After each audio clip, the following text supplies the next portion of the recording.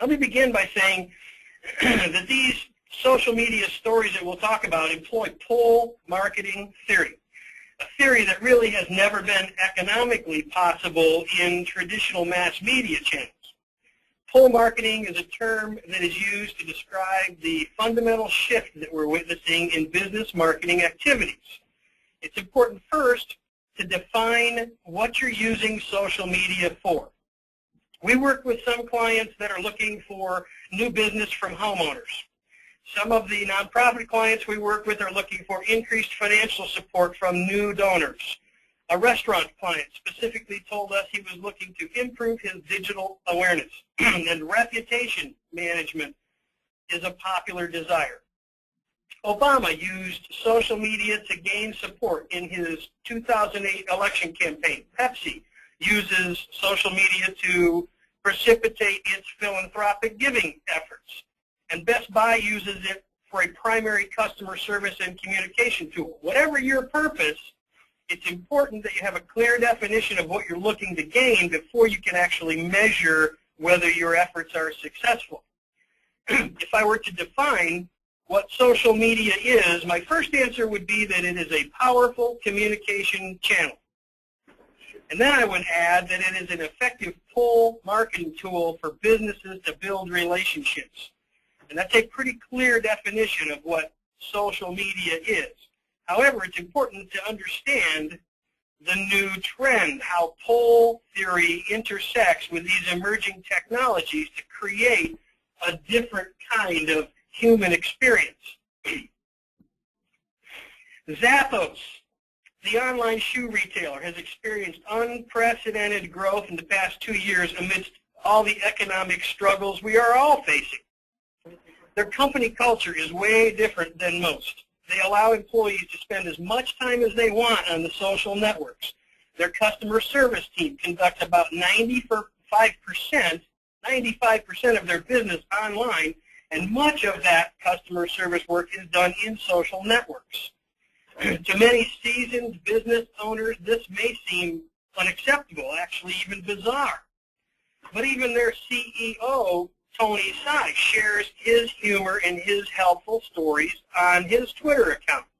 The company has learned that successful use of these tools involves adding personality to the company, providing interesting developments, and engaging the customer in conversation. Their success is in connecting with their customers. How do they do that? They pay close attention to what others are saying about their brand, and then they actively reward those customers who are saying positive things. In March of 2008, 3 years ago now, Starbucks hit a home run with its My Starbucks Idea campaign, where they asked their digital followers to submit suggestions for products, improved store experiences, and how Starbucks could get more involved in the community. Within a year, they had 70,000 ideas posted in their website, and they highlighted and implemented the most popular ones. A free drink on your birthday for gold card holders, a free coffee when you buy coffee beans, and the Starbucks VIP card all came from this campaign. And why would we consider this successful? Because in their library of submissions and their conversations about the submissions, Starbucks mastered understanding consumer demand and giving their customers a sense that they can actually have a personal influence in the direction of that company. Ford has revolutionized new vehicle introductions with their Ford Focus and their Ford Fusion campaigns. They actually give cars to people, and they let them drive those cars for free for a while, asking them to blog and to record videos and post them online. They encourage them to share their experience with others in their virtual communities.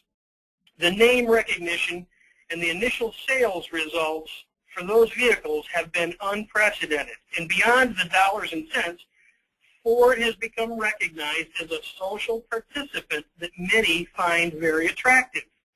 The fact that they encourage social involvement within their followers has caused so much conversation about their company, their products, and the social brand that they have built. Buying a car is the second largest purchase most of us will make, and Ford has removed the hesitation by allowing friends to share real-life experiences with friends via social communications. And you see here, it does work. Now, these are big brands, and it's important for us to recognize that the big brands are early adopters of social activities.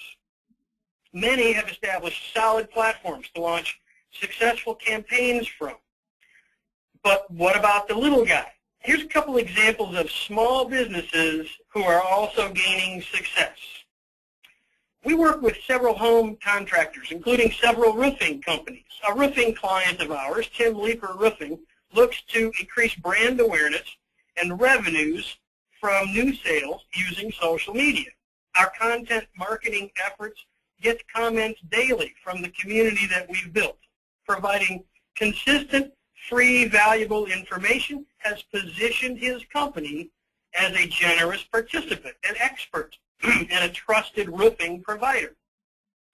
A few weeks ago, we got a post from a video with Tim talking about the differences between replacing and repairing your roof.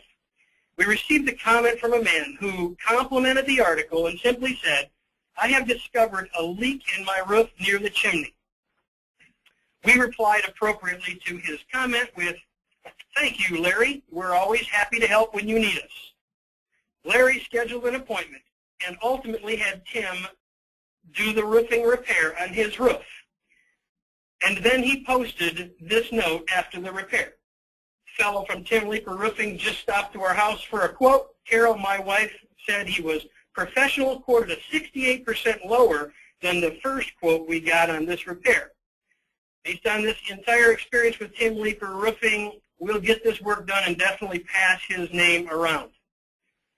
Success for the small guy. Here in Nashville, which is where we are, Nashville, Tennessee, the Nashville Business Journal launched a Music City Brand Madness campaign this past March, just last month.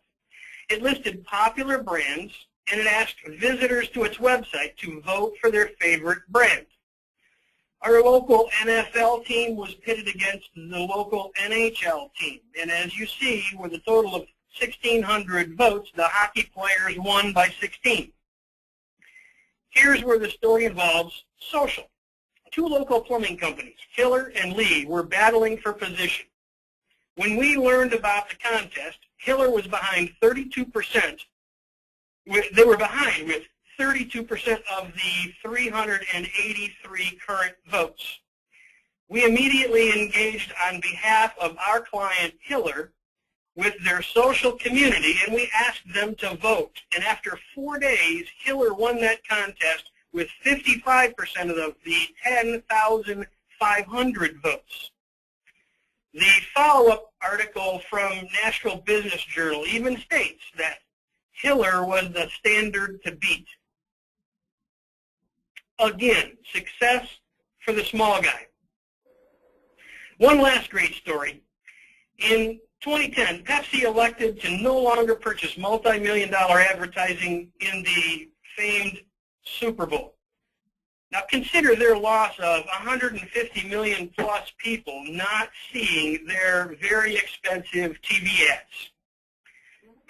So what did they do? They began a program called Pepsi Refresh Everything, a very simple use of social media.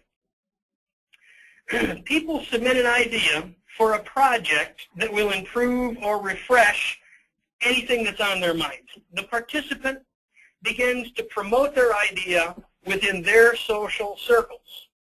The submitted ideas get votes from the public, and the winning idea gets funded by Pepsi. The recognition that Pepsi receives as a generous brand through the thousands of projects that are being promoted by others is mind-boggling. This is not Pepsi tooting their own horn. It's their loyal customers promoting their personal projects and soliciting votes on Pepsi's website to ultimately gain funding from Pepsi. I followed one of the entries to get an idea of how it worked. A neighborhood association asked for $25,000 to build a softball park on some vacant land that they owned. That project got funded. Now consider the goodwill and the brand awareness that Pepsi received while that group of people was promoting their idea to get votes.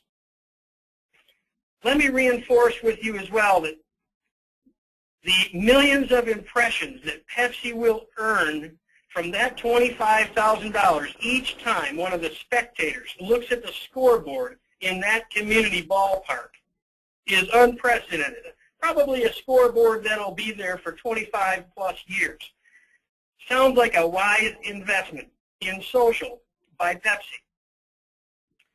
These are stories that have taken place in established systems, social media platforms that have been built with a solid strategy. We'll continue to bring more success stories and campaign ideas in the future with SMTU classes.